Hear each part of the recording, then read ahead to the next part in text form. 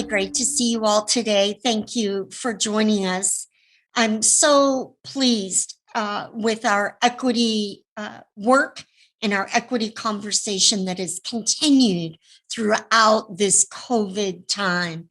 And in fact, you all have continued to, be a part of this work and lead this work across our district, along with many, many teachers and curricula leaders and school building leaders. It has been a time of really doing the work. We haven't had a lot of time to talk about it. We've had the work right in front of us to do every day, because certainly COVID has laid bare the inequities that we always knew were there, but they've been much more clear to see during this past year that we've had. So with that, guys, I know we've talked about, as we come back into the school environment full-time, 5 days a week in the fall, how is it that we supercharge this equity work? We're not going back to the place where we were working before COVID. We are moving forward. And so how do we see that work moving forward? We talked recently in one of our meetings about 3 kind of restart, reset, re-engage buttons, 3 areas. One being that pillar of transforming culture, shifting culture. Secondly, the heart of all of our work, practice for teaching and learning and practice in our schools. And then thirdly, those systems, ensuring that our systems are set up in order to meet the needs of every child on every day. And then we're throwing off systems of oppression and racism and really interrupting those old systems to rewire a new system that's built for equity. So I was hoping that we could just together in a very organic fashion today, just kind of discuss those 3 areas. Team, why don't we start with that discussion of a transformation of culture? We know that culture is the air that we breathe in our schools. And so, Ms. Langford, start us off on that idea of transformation of culture. Yeah, I truly believe that the shift in culture has to be not about what we do, but about who we are. And I think until we get to that point, we really can't transform the culture. This can't be an initiative that we just put forth and we say we're going to work on this month, and then next month we move on to something else. It truly has to be the fabric of everything that we do. So shifting that culture is something to me that is extremely important, and the first step in this whole process, getting everyone on board with that shift. Ms. Langford, I would add in terms of transformation of culture, really thinking about our identities and how our identities are intersectional, and us declaring as a district that we are anti-racist, for example, or anti all the isms that exist in our world when we think about this true transformation of culture. I like what you said, Ms. Langford, in previous conversations about this is not a checkoff list.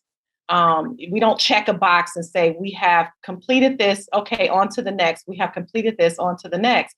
This is who we are, and this is what we do. Dr. Cobb, in his book, Belonging Through a Culture of Dignity, which Dr. Swift has graced us with, he quotes how powerful, yes, organizational culture is. He says it's a powerful force. And so if we start there building up the culture and the climate, which we've already started, it's not a reset, right? It's a level up because we've already started the work. We have our community, our staff, our faculty engaged in the work. But it really is all about the culture.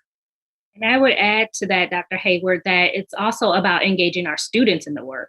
So our student perspective, our student voice, and helping to ensure that our students and our families have agency in the transformation of culture is a real critical component of what we're trying to do as far as it relates to organizational change. I agree with you. We have our student equity team here at Tappan Middle School. We're gearing up to start our SOCA, Students of Color Allies group here next year in the fall. We have our Gay Straight Alliance committee here at Tappan, and not just at Tappan, but these committees and clubs are throughout many of our schools in this district. So I agree. The importance of students to have a voice is critical in this work. And I would add, making sure that all of our staff have a voice, and this may be getting into some of our future discussions here, but the culture has to be all staff. It can't be just with the teachers, or that we just provide professional development to certain groups. And I'm really happy to report, and maybe Ms. Linden can jump in a little bit on this, that she has offered some phenomenal professional development here lately on equity, where all staff have been engaged, our teachers, our parapros, our office professionals, our cabinet members, just everyone. So I don't know if Ms. Linden wants to kind of talk a little bit about that, but I think that's a great area to talk about. I am so proud because we felt like in a COVID year that we would just allow our teachers and our practitioners and our school leaders to just go and lead the way. And so that's the method behind this program that Ms. Linden has put together and that our county has put together, is setting out these opportunities. And so, Ms. Linden, with that in mind, that this was not something that the district required everyone to, as you said, Dr. Hayward, check the box that they did it, but it was an opportunity that was made available. And so share with us a little bit about that opportunity and then also the participation that you're seeing. Sure, happy to. It has been one of my great pleasures to be part of the planning of this series. We're calling it the Responsive Teaching in the Ann Arbor Public Schools series. It is not just about teaching, though. As Ms. Langford mentioned, it's open to every staff member in the district. And we have had 5 sessions. We go every week on Wednesday, typically, and we try to schedule it at a time when most folks may be able to attend. We know that due to calendars, some have not, but I have to say we've had close to 400 individuals attending each of the sessions. And we have engaged with Dr. Banks and the Washtenaw Intermediate School District to bring forward 2 really powerful speakers and voices in the area of equity, Dr. Richard Milner and Dr. Yolanda Seeley Ruiz. And I have to say, this is Dr. Milner's book, and it is called Start Where You Are, But Don't Stay There. And this title of the book really, I think, captures what it is we're trying to do, is to illustrate that we are on a journey together. We never reach our destination because we are always learning. We are always working together to more deeply understand, to create a better system to serve our families and our students. And we do that by indulging and provoking thought in each other and thinking about the experiences of others, but also looking into ourselves at our own experiences. And one thing we all know is that every human being has bias. It's important we all understand that. And so this is a journey about understanding the things that shaped us as adult human beings and where those biases might be. How do we unearth those? How do we understand those? And how do we engage together to create a system that serves each and every student in our district? And so we've had really powerful conversation, and it really is about shaping culture and having some shared understanding, but it's also about the personal work that each individual does in this organization. So in that way, it's a really nice blend between the personal and the professional. And already we're seeing book groups taking off from this one, spin-offs and teams coming together to think about how they can create a more just system for our students, how we can all become more anti-racist, as Ms. Melita Alston has shared. And I appreciate Dr. Hayward's example of what's going on at Tappan Middle School, because there are great examples of that all across the district. Before we jump off from there, Dawn, would you share kind of the little bit about first of all, that this program emerged from the WISD series. So we've really been engaged this entire time.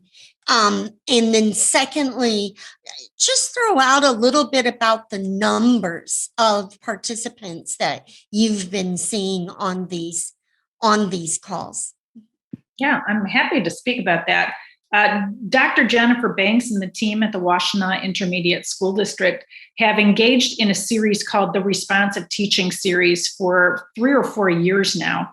And members of our AAPS team have been attending that series for the past 3 years. It is voluntary. So we've had a number of teachers and administrators engaging. There's also a leadership pathway that our leaders are engaged in with the county. It's part of the movement, Dr. Swift, that we will talk about together today, that it's not a moment, it's a movement. And so we have in the Ann Arbor Public Schools had 380 roughly attendees at the Ann Arbor specific version of this training.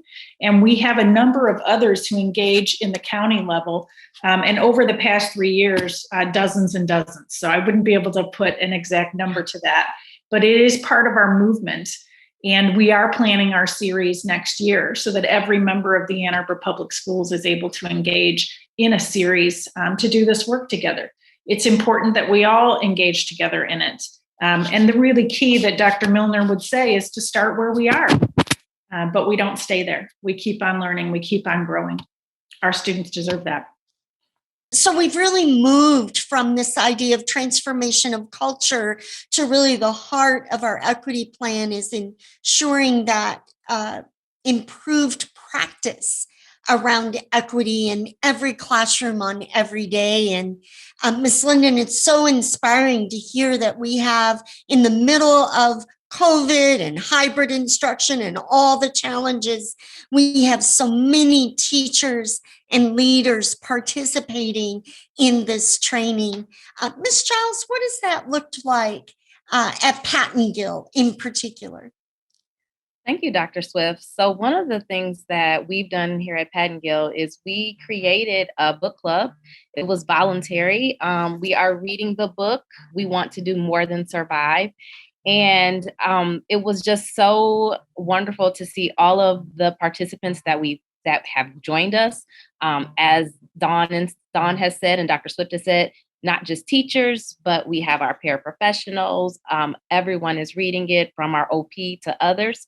And the fun part about that is we're having great discussions around what we can do currently right now as a staff, and as what we can do to support our students. And we've also connected with Pittsville, with Miss Melita Austin's school, and we've done some bridge work around conversations with working with the Pittsville team. So here at Pattongill and at Pittsville, we are excited to continue through our book club series and continue helping to help our teachers and our staff recognize what supports our students need and how we can start that work. As we said, it's not a moment, it's a movement. That's great. Would you dive in a little bit to that idea of, for folks who may not yet be aware, that idea of abolitionist teaching? I think that's a concept that some folks know fairly well and maybe new for others. Absolutely. An abolitionist teacher is one who really is willing to understand their students at their level, a teacher who's willing to understand and recognize what our students need to be successful, recognizing the giftedness in all of our students, and particularly our Black and Brown students, because we know that there's been a disconnect amongst the achievement gap. And so as an abolitionist teacher, I am constantly thinking of ways to support my students, and that could be by doing several ideas within the classroom, getting to know them more, connecting with their family life, and moving in other areas. Melita, do you want to add to that concept of, we have matching abolitionist teaching shirts. So do you want to add to that? I mean, the term abolitionist has to do with enslavement. And so making this declaration that we're going to interrupt the system that perpetuates oppression and putting people, leveling them in terms of where they are. So we look at our students as assets and what they can bring to the classroom. We also look at our teachers that way, or look at our community and our families. So really thinking about how we can interrupt the systems that are there to oppress our children, particularly, but also just what's happening across the United States and across the world. By being an abolitionist educator, we acknowledge that our students and families deserve to have a voice and that they have agency in the decisions that we make across the district. And abolitionist teaching is also about centering joy, and that every experience that our students and families have, while many of them have histories of trauma and struggles, there's also joy that's to be captured and taught as well. And so we don't talk about slavery in abolitionist teaching. We talk about enslaved people who overcame stark conditions and made lives for themselves and their families. So in abolitionist teaching, we center joy as well. And we don't always talk from the deficit perspective that a lot of our text historically has presented the histories of marginalized groups of people. Dr. Swift, I think to add to that, Mrs. Parks, over at Lakewood, we've taken our responsive classroom, which is something that we began about 4 years ago. And in responsive classroom, you're probably familiar with the book, The Power of Our Words. And so I connect to what you just said, Mrs. Parks, because we've done a lot of reading and talking here. So we've really begun how important it is. The language that we use while we're having these discussions is really important amongst the staff, because then we have to then take it into the practice that we're beginning to talk about, and how important it is with the words that we use and the impact that that can have on all of our students while we practice it. So I just wanted to make a connection that it actually goes with the responsive classroom and ties in very well with that. And I would only add the importance of us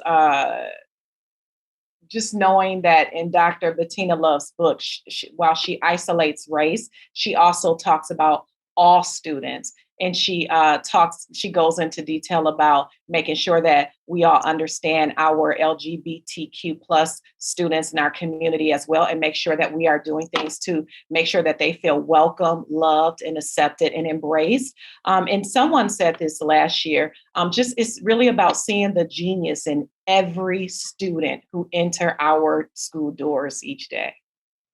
You read my mind, Dr. Hayward. That's what that approach that you all are discussing is really a value add approach as opposed to a deficit model approach. So I've heard you say centering on joy, and Eddie heard you speak to the power of words and that springboard of responsive teaching over into abolitionist teaching, and really that idea of empowering students. And I have a quote in the chat that I think you've had a minute to look at, but it talks about, and this one is from the Belonging Through a Culture of Dignity book that we've just gotten a start on. I'm going to back up just a little bit and just say that appreciative value add approach. And I heard you say centering on joy, Ms. Parks, and then the power of the words we use with children, Mr. Latour. And then thirdly, and I think it was you, Dr. Hayward, that seeing our students as gifted, seeing their natural gifts. And so we're not about the business of trying to make students fit into a dominant image of what is right or good or appropriate at school, but really celebrating students for who they are. The Cobb book that Dr. Hayward referenced earlier, the quote that we've been looking at is this one that says, inclusion is not about identity diversity as much as it's about our response to the already existing diversity in all of its forms. We respond with inclusion by changing our culture to ensure all people feel that they belong, not in spite of their differences, but because of them. In the process, everyone is honored and feels welcome, not by accident, but by design. So that really hits at all three of our areas: culture, practice, and systems. So talk to me a little bit more about your thinking in terms of, we're not trying to make kids fit our system as much as we're moving our system to really address the needs of children. Let's go there for a few minutes, if you would. Happy to, Dr. Swift. I'm glad we're taking the conversation in this direction, and I appreciate Dr. Hayward raising the fact that we're talking about each student in our system also. So centering race is really important. And also making sure that the system supports students who have special needs, for example, who historically have been separated from general education peers. And Dr. Fedician and her team, I know, could share quite a lot about it, but I did want to tag Dr. Fedician to share a bit about that inclusion model, Dr. Swift, that beautiful quote captured, because it goes beyond inclusion to belonging. Thanks, Ms. Linden and Dr. Swift, for that quote. It really resonates with me and our team. And I think what we've been saying today is universal across all students, and that is working and interacting with students of where they're at, and having us as the adults adjust and adapt and embrace those students in a fashion where they are feeling safe, where they are feeling respected, and where they're feeling that they can flourish and grow on a daily basis. And I wanted to share, this work is being done on our individual SISS teams as well. As we meet new students, as we get to know what they need, we're really taking the time to sit down and understand all of the aspects of the whole child, not just reading a report, not just coming to the table to determine a schedule, but really taking the time to understand the whole child and how we can work to support them in that area too. So I just wanted to share our individual school teams are working on that work as well. And if I could jump in, Ms. Parks and I have recently taken an equity class, and I can't remember the name of the actual class. Maybe you can help me with that, Ms. Parks, at MSU. But this discussion reminds me of something that I was almost embarrassed that I had not seen before. I know we've all seen the diagram of the baseball field where they have, the different levels of the first level where the wooden fence is there, and, different heights and different reasons people can't see over the fence. So then the second picture is one where they give people what they need. It's the equity piece. So maybe you need 2 boxes so that you can see over the fence. Well, what was new to me in this class is that there was a third diagram that I had not seen before, and they just took the wooden fence down and put the chain link one. And it was about removing barriers. So when I think about systems, I think about how in our system, as opposed to always trying to figure out how to give people or students or staff or whoever it is what they need, how do we remove barriers so that we don't have to have them seem so obvious that they need something additional, so that they're not uncomfortable with, sorry that I need this and you don't. How do we just remove it altogether so that it really encourages and is fit for everyone? So this whole conversation on inclusion and how we do this with others just made me think of that diagram. And unfortunately, I had never seen that third piece of it before, but that really stuck with me and it resonated with me as we took that class that day. Yeah, Ms. Lankenford, I think to speak to that, I think our work in our system is really about how do we dismantle those structures, those barriers, so that we really position ourselves as educators in Ann Arbor Public Schools to recognize the full humanity of our students and our families, to really be able to help them preserve their dignity as young people as they walk through our doors exactly as they are, knowing that we are there to welcome them exactly as they are. We want them exactly as they are. It's about that old adage, having kids come where they are celebrated, not where they're tolerated, right? So it's about taking our system to one that celebrates our students, not just tolerates them. So that's our immediate and our long-term work here in Ann Arbor Public Schools, is celebrating our students and our families exactly how they are, and helping them to realize their potential, while we also honor, see, and respect their full humanity as young people walking through our doors every single day. Ms. Parks, I agree. And I think that it's important for educators to be intentional, because our students, they come to us and they haven't always been given permission to be who they are.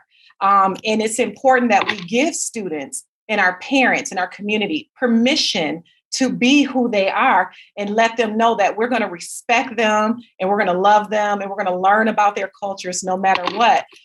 We have a student affirmation statement that we read every morning during our home-based advisory.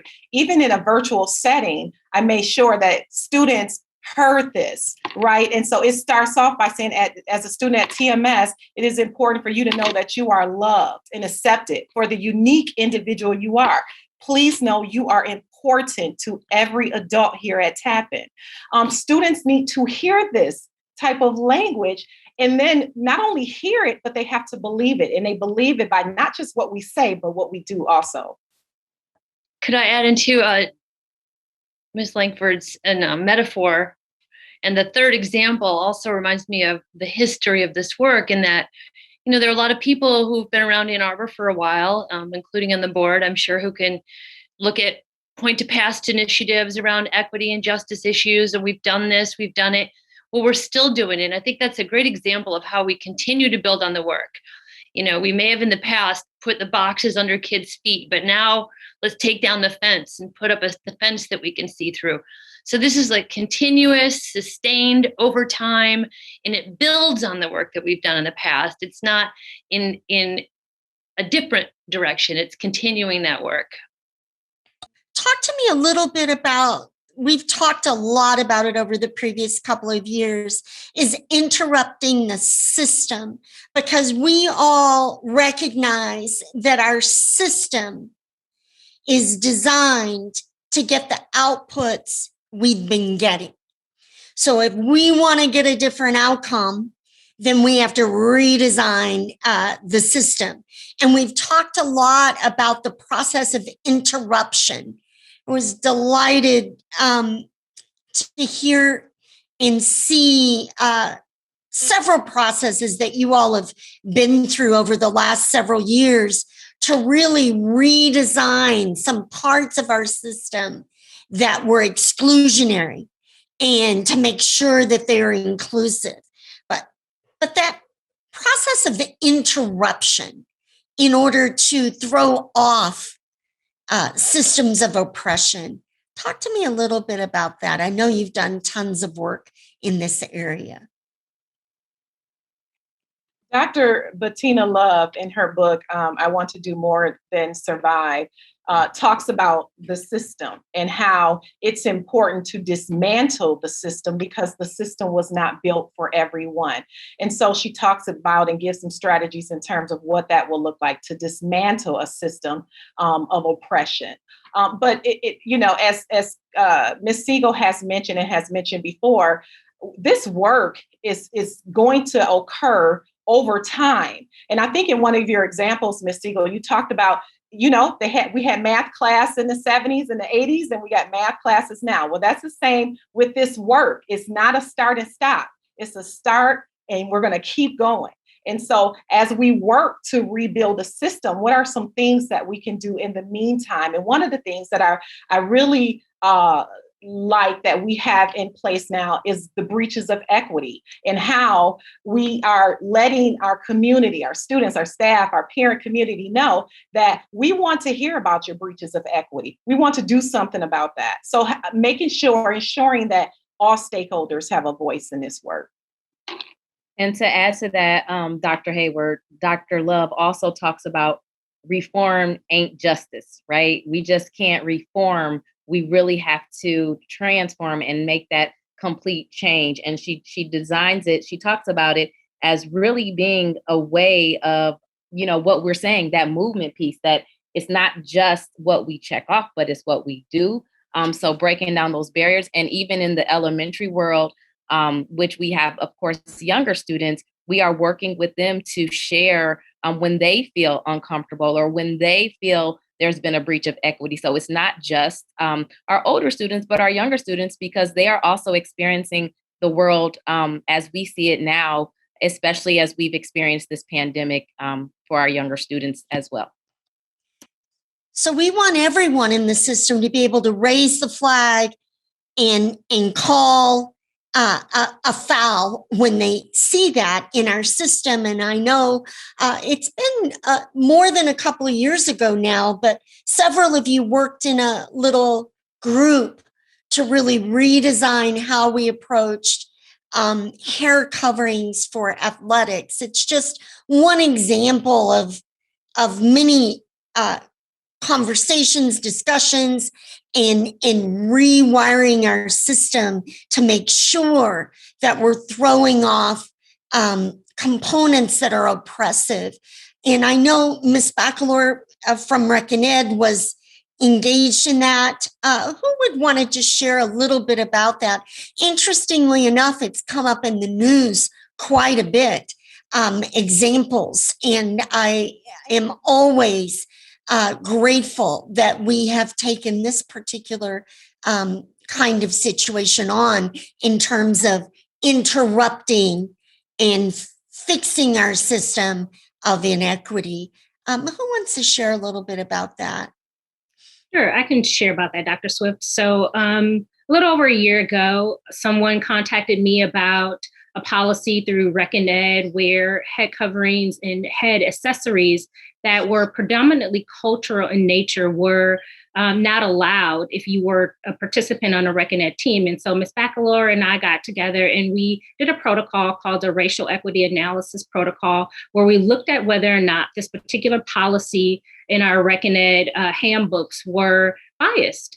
And by the time we got to the end of that protocol, we made the determination that they were. And so Ms. Bacalor and her amazing team revised our Rec and Ed policies so that they did not have that biased impact to them. And so that students who, for cultural reasons, wear particular things in their hair would be able to have full access to our Rec and Ed programs and be able to participate. Thank you. Just one example of many. I think we've touched on most of the researchers, the outside researchers that we've been using, Dr. Cobb and Dr. Milner and Dr. Bettina Love and Dr. Yolanda Seeley-Ruiz and Dr. Goldie Muhammad. And I think I missed one in there, but would somebody speak to, if you've done work, speak to Goldie Muhammad, because we haven't really spoken to her as much in this conversation today, but that really seeing every child as a gift and as gifted. Anybody want to jump in and share a little bit about her work? So, Dr. Swift, I had the privilege of being in a session with her this year and was really nervous to ask a question because this can become very overwhelming because there are so many layers to this work. And really, we wanted to know, like, where do you begin, right? Like, do you do some kind of assessment of your building and where are you at with inequities and such? And she actually said, start very simply, right? start taking a look at your curriculum and your instructional practices. And so as a result of our TLNs, or our teacher learning networks, they have provided a space of collaboration for our teachers that over this past year has evolved to a place where I think it's safe enough that teachers are now starting to talk about their practice and talk about the materials in which they use. And I'm proud at Lakewood, and I know it's probably being used at many other schools, we are beginning an audit of our book room right now.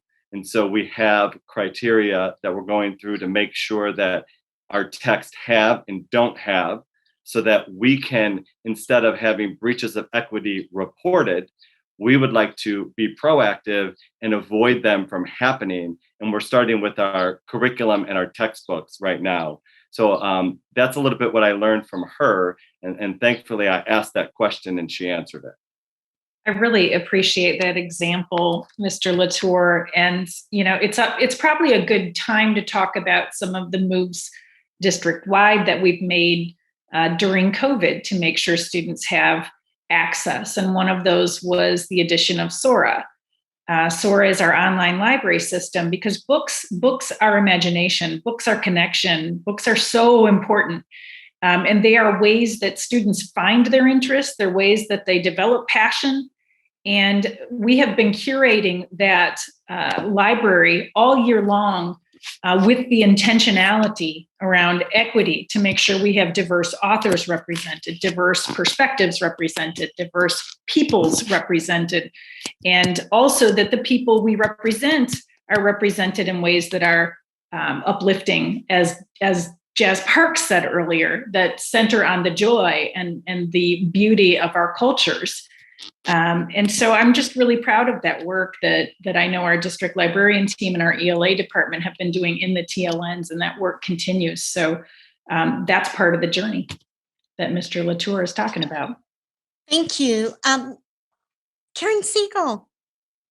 I'd say that at once, that's an example of how we might nourish individual children, but it's also an example of rooting out the systemic issues, because having that broader access to books and materials is really important for all of our students. And one of the things I took away from Goldie Mohammed, a webinar that she did through the state of Michigan, was that up until even 2020, some of our schools in this country have used really a guideline that is rooted in racism, that was started with a woman who promoted the lost cause and saw many of the textbook materials, anything that would see the South in a bad light, anything that would show Black people in a positive light was considered rejected. And that book, or that guideline, has been in effect and still used in the United States up until the last year or two.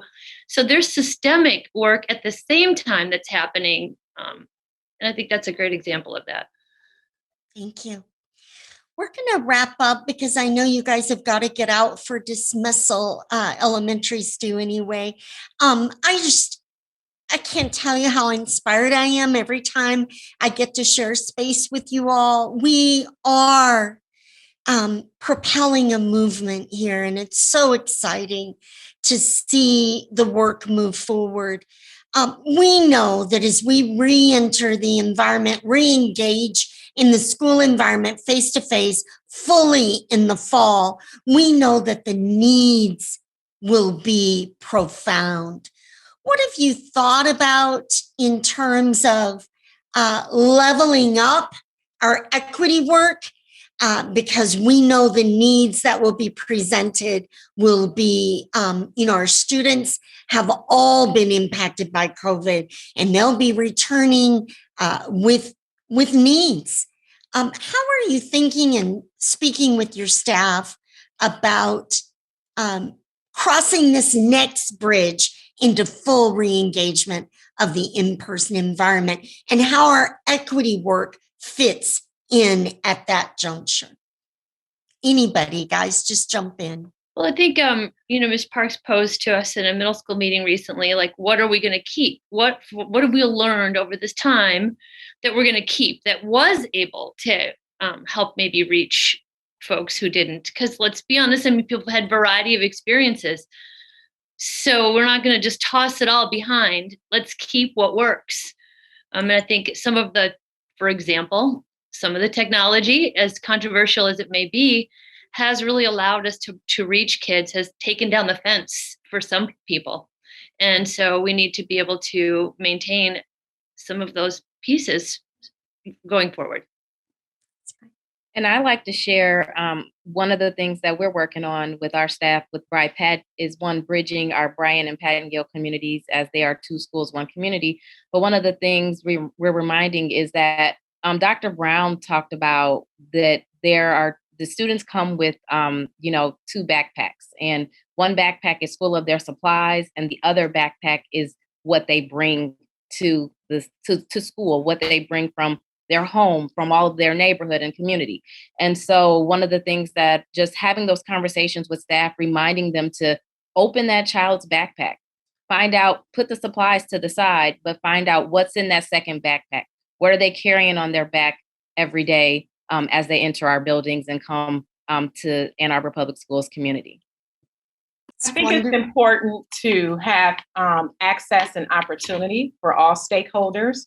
And so as we think about preparing for the fall at Tappan, and in our final equity team meeting that we're going to have today for this school year, we have 3 goals that we've been working on this year to begin in the fall. One of them, as I have mentioned previously, is our SOCA Club, our Students of Color Allies Club. The other is a hub, if you will, of resources for our staff and faculty, where they can go, and we have tabs for LGBTQ, race relations, social justice. So just a plethora of tabs and resources that we want to share with our team here. And then the other is some protocols around engaging in courageous conversations. And I take that from Glenn Singleton, where he focused on personal, local, and immediate. And so oftentimes, if we hear a colleague say something incorrect to a student or what have you, how do you engage in those courageous conversations with your colleague, not looking down on them, because this is all a learning experience for all of us, but how do we call someone up and have those engaging conversations so that we're all learning and growing in this work? I love that phrase, calling up, Dr. Hayward. I like it too. And I think I could just speak from the staffing standpoint. And of course, students are why we are here, and we want to make sure that equity is received to them throughout the system. But when I think about staff, and I think about all of us and what we've all gone through this last year and a half of dealing with COVID, of dealing with social injustice, of dealing with so many things, for human resources, it's really important to be in touch with our staff. Very important for us to know what they need. Are there EAP, our employee assistance programs that could help them? Are there activities? Are there resources that we need to have for them to help them get through some of the things that are going through their minds, some of the experiences that they're having at home? So my focus in the fall will really be, how do I now back face-to-face connect with the staff? And how do I supply for each of them what they need to be able to function in the Ann Arbor Public Schools and do their work? So that will be my focus from the HR standpoint. That's awesome. Thank you. One other piece going forward, and I'll just make it brief, but is that our parent communities and our greater community, the community of my school, and I'm sure many others as well, has been engaged in doing this work right alongside us. There's so many resources in this community. So I'm really excited that this is not just the schools doing this because of what's right for our kids, but our whole community has really been engaged in this work. And I think that there's some synergistic opportunities that could be very promising. In line with that, in partnership with our community, for me, it's about, we are the leaders that we've been waiting for, right? Like, no one is going to come to save us to do this work. we are here now and we are ready to meet the moment in front of us in service to our students. And so, yes, it's difficult. Yes, it's challenging, because to be a true abolitionist, you have to put something on the line, right? And that can sometimes be a scary prospect. Sometimes we don't get the results and the feedback that we had hoped to get, because you have to get out there sometimes and tell people things that they don't want to hear, and you have to be willing to hear things you might not want to hear in return. But we are the leaders that we've been waiting for on behalf of our students, and we cannot wait. We have to do it now, because we have students in front of us right now who deserve for us to give them our very best as it relates to being abolitionist educators on their behalf and keeping equity at the center and forefront of what we do every single day, and holding each other accountable for doing that. So we're the leaders our kids have been waiting for, and the time is now. I think that's a great benediction. What do you all think? Oh, I agree. We are the leaders we've been waiting for. And thank you, guys. I just want to take a moment to thank you all for being a part of this conversation today.